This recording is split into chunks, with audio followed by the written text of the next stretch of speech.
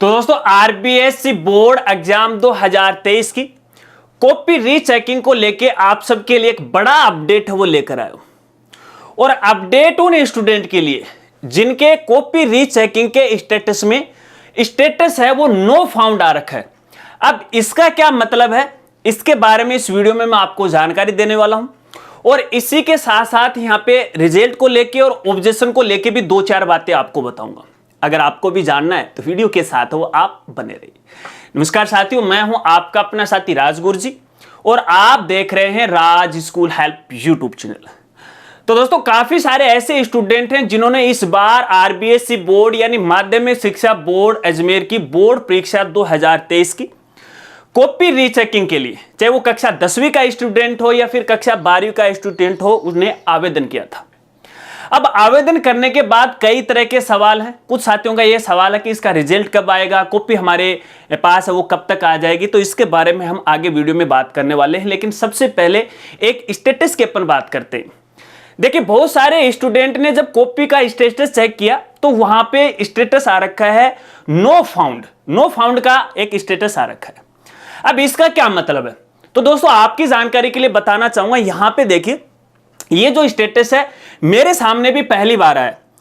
अब जैसे ये स्टेटस आया तो मैं भी यहां पे थोड़ा सा कंफ्यूज हो गया, लेकिन इस स्टेटस को लेकर संबंधित बोर्ड अधिकारियों से मैंने वो बात की और बात करने के उपरांत मुझे ये पता चला कि भैया उन्होंने ये बताया कि जिन जिन स्टूडेंट के स्टेटस के अंदर नो फाउंड आ रखा है, अब इसका मतलब ये है कि उनके द्वारा आवेदन फॉर्म तो भर दिया गया है, लेकिन उनका जो पेमेंट है वो सक्सेसफुली नहीं हुआ है। हालांकि यहां पे देखिए हो सकता है कि स्टूडेंट के अकाउंट से है पैसे कट गए हैं, लेकिन उसी वक्त है वो पेमेंट वेरीफाई नहीं हुआ और लास्ट डेट थी और लास्ट डेट भी चली गई। तो यहां पे देखिए जो नो फाउंड का स्टेटस आ रहा है, इसका मतलब ये है कि आपका जो फॉर्म है वो फाइनल रूप से है सबमिट नहीं हुआ है।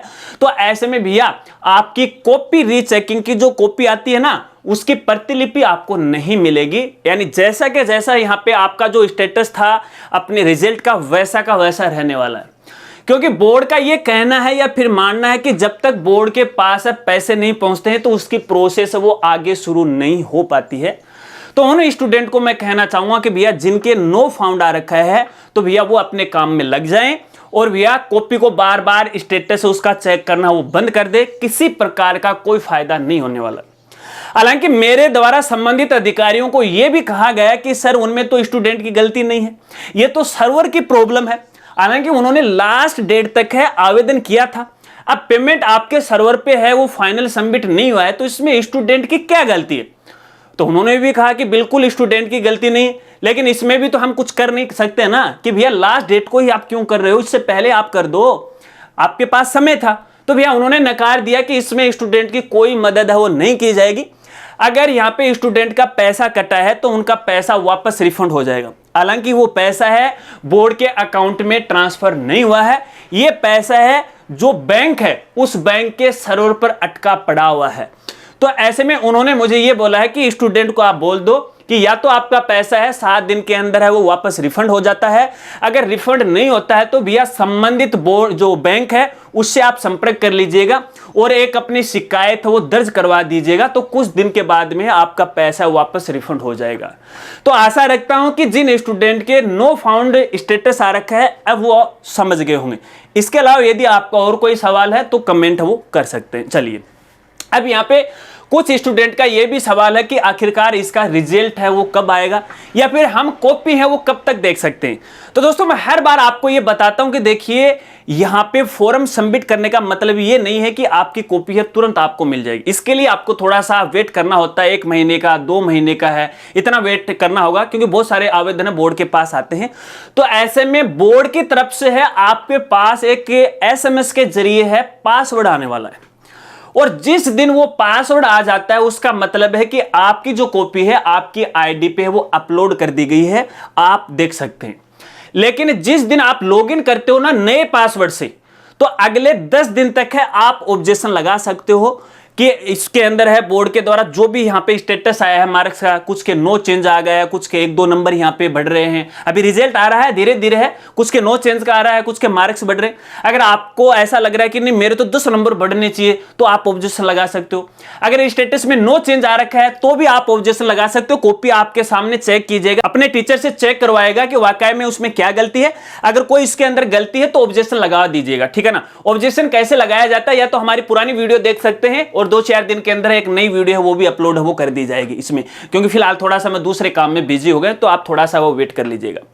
इसके अलावा दोस्तों यहाँ पे देखिए कुछ स्टूडेंट की ये भी समस्या है कि यहाँ पे देखिए मैं जब स्टेटस से चेक कर रहा हूं तो स्टेटस में यहाँ पे आ रखा है नो चेंज, ठीक है, कुछ के यहाँ पे मार्क्स चेंज का भी आ रखा है, लेकिन अभी तक हमारे पास है वो SMS है नहीं आया है, नया पासवर्ड नहीं आया है, तो क्या करें। तो दोस्तों आपको यहां पे कहना चाहूंगा, देखिए ये जो स्टेटस है तभी आता है जब फाइनली रूप से बोर्ड के द्वारा आपकी जो कॉपी है वो ऑनलाइन अपलोड कर दी जाती है, ठीक है।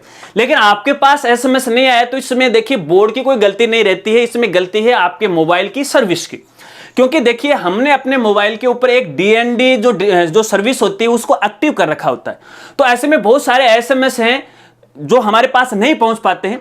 तो एक बार है आप ये तसल्ली कर लीजिएगा कि आपके मोबाइल के अंदर है क्या इस प्रकार के जैसे बैंक के ट्रांजैक्शन का कोई SMS आ रहा है कि नहीं आ रहा है, ठीक है। अगर वो यहाँ पे स्टॉप हो रखे हैं तो DND जो सर्विस है उसको एक बार डीएक्टिव करवा लीजिएगा, ठीक है। या आप यहाँ पे कॉल सेंटर पे बात कर सकते हैं और उनसे ये जो सर्विस है वो हटवा सकते हैं, तो शायद हो सकता है कि आपके पास वो SMS आ जाए। या फिर इसका एक कारण ये भी हो सकता है कि आपके यहां मोबाइल के ऊपर SMS की सर्विस ही एक्टिव नहीं है ना, क्योंकि आजकल फ्री वाले जो रिचार्ज हैं वो होते रहते हैं जिसमें अपन केवल है ऑनलाइन वाला मामला है ना वही एक्टिव करवाते हैं, कॉलिंग वाला मामला एक्टिव करवाते हैं, है ना। तो SMS सर्विस से एक्टिव नहीं होने की वजह से भी आपके पास है वो SMS नहीं आता है। तो इसके लिए भी आप संबंधित जो मोबाइल ऑपरेटर है उससे आप बात कीजिएगा, आपकी समस्या का समाधान हो जाएगा। फिर भी यदि लगातार इस प्रकार की समस्या आती है तो आपको टेंशन नहीं लेना है, हम संबंधित बोर्ड के अधिकारियों से बात करके जो पासवर्ड है एक बार फिर से सभी स्टूडेंट को है वो वापस है वो सेंड करवा देंगे। लेकिन एक बार थोड़ा सा वेट कीजिएगा, क्योंकि अभी देखिए अभी कॉपियां हैं उसकी प्रोसेस है वो चल रही है, तो फिलहाल दोबारा SMS सेंड करवाना ये ठीक नहीं रहेगा, क्योंकि इससे बोर्ड पर है वो भार पड़ता है। आपको जब SMS भेजता है ना तो SMS के पैसे लगते हैं बोर्ड के, तो एक बार थोड़ा सा वेट कीजिएगा। राजगुरु जी आपके साथ है, अगर आपके पास पासवर्ड नहीं आता है तो दोबारा हम सेंड करवा देंगे, सभी स्टूडेंट के हैं वो शेयर करवा देंगे। तो इसके लिए आप अपने मोबाइल को है एकदम पूरी तरह से एक्टिव रखिएगा अगले 2-3 महीनों तक, ठीक है ना। अच्छा सा एक रिचार्ज है वो करवा लीजिएगा। तो देखिए आपके लिए यार कितना पसीना आ रखा है, सारे फैन वैन बंद हैं, कितनी मेहनत कर रहा हूं, इसके लिए एक लाइक तो बनता है। अगर इसके अलावा यदि आपके और कोई सवाल है तो आप कमेंट कर सकते हैं। अगर वीडियो जानकारी आपको अच्छी लगी तो वीडियो को लाइक कर दीजिएगा, हो सके तो अपने दोस्तों में भी शेयर कर दीजिएगा।